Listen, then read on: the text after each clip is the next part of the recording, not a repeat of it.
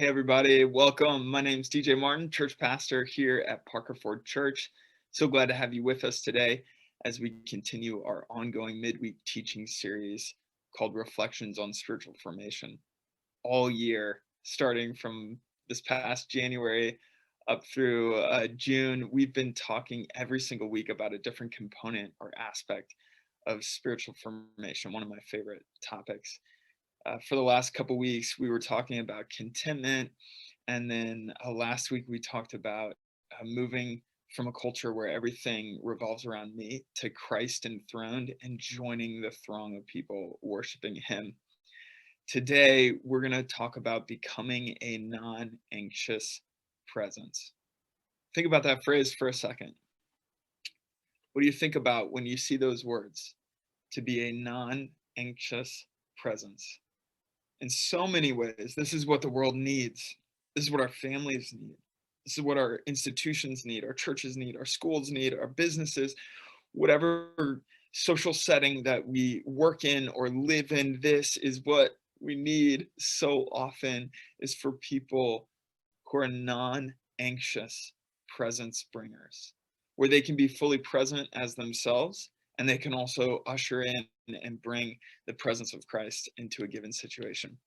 This phrase, non-anxious presence, it comes from Rabbi Edwin Friedman, who lived from 1932 to 1996 and wrote several very influential books. Rabbi Edwin Friedman was a rabbi in a Jewish synagogue, a number of different synagogues.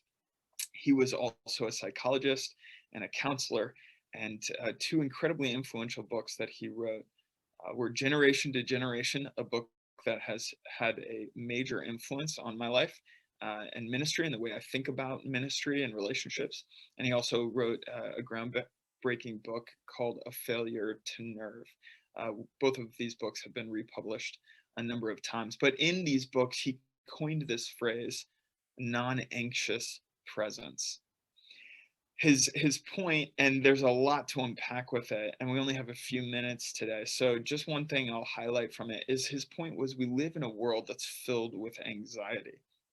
Almost everyone we meet, whether we're walking down the sidewalk in town, or we're at the shopping mall or grocery store, or interacting with people, and he wrote these before social media was invented, but the people we interact with on social media, the people we're talking to, texting, emailing, almost everybody we're meeting is filled with anxiety, filled with fear, filled with dread of the future.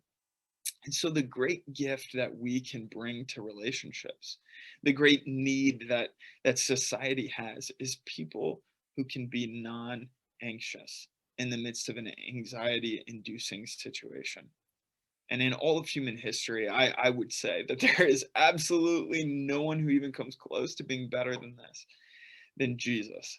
Think about all of the incredibly anxiety-inducing situations he lived in that we can read about in the Gospels, and yet never do we see him being anxious. He was a non-anxious presence. He was the non-anxious presence of God. And in every situation he walked in, because he was fully himself and he was able to be in the situation without anxiety, instead of the anxiety of others coming upon him and changing the way that he lived or acted, it was the exact opposite. He would step into an anxious situation, and the peace of Christ that Paul describes in Colossians, the peace of Christ which transcends understanding, the peace of Jesus would then flow and touch other people so that they then would also become non-anxious persons in the midst of anxious situations.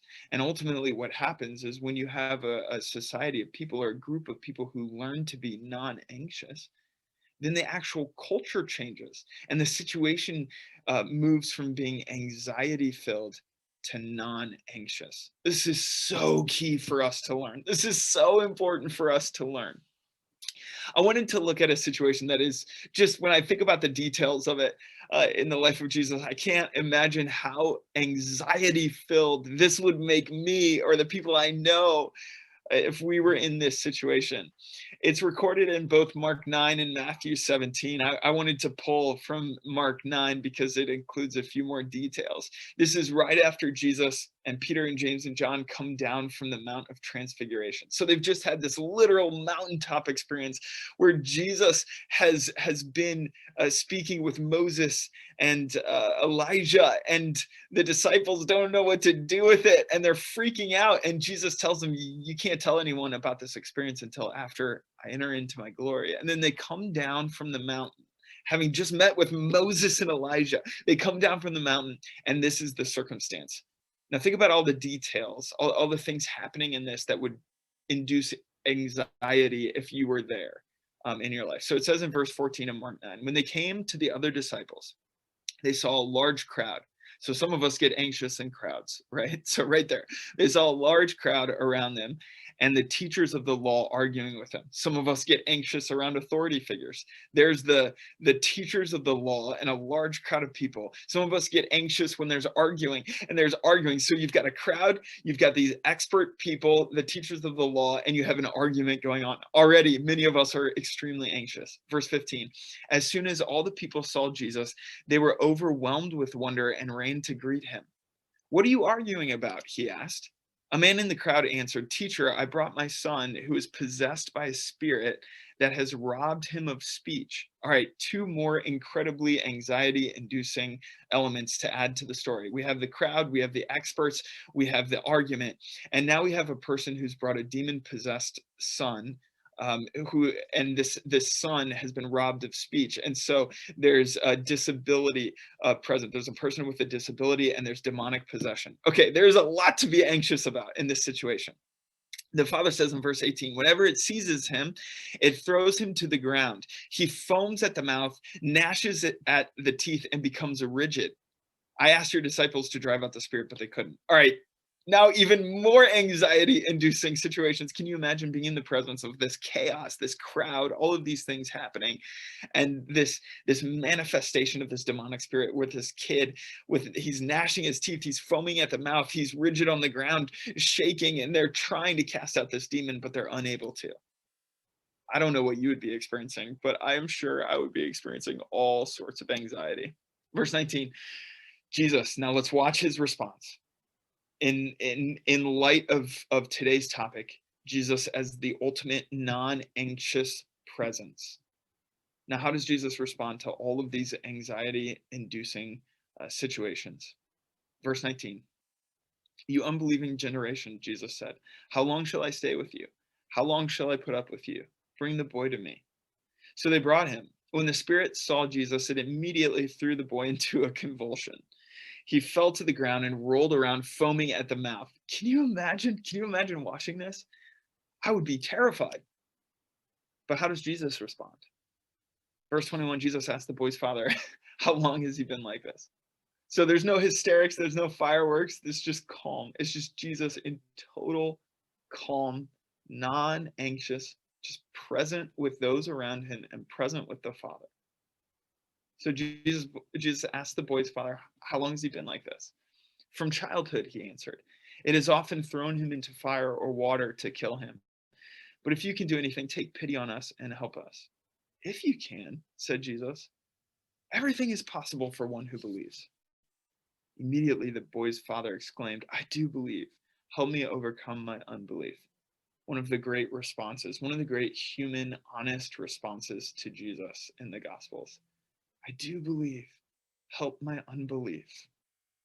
Verse 25, when Jesus saw that a crowd was running to the scene, he rebuked the impure spirit. You deaf and mute spirit, he said, I command you, come out of him and never enter him again. The spirit shrieked, convulsed him violently, and came out. The boy looked so much like a corpse that many said, he's dead.